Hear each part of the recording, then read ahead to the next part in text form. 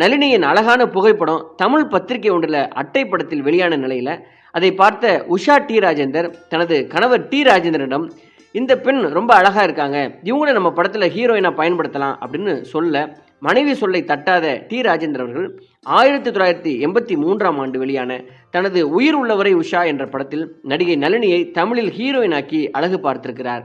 9ஆம் வகுப்பே படித்துக் கொண்டிருந்த நளினி தான் ஹீரோயினாக நடித்த உயிருள்ளவரை உஷா என்ற படத்தை தன் தாயாருடன் ரிலீஸ் ஆன முதல் நாளின்றி பார்த்துவிட்டு வீடு திரும்பி இருக்கிறார். இதுவரைக்கும் ஸ்கூல்ல இவர் நடிகை அப்படிங்கிற விஷயத்தை யாருக்கும் சொல்லாம மறைத்தே வைத்திருக்கிறார்.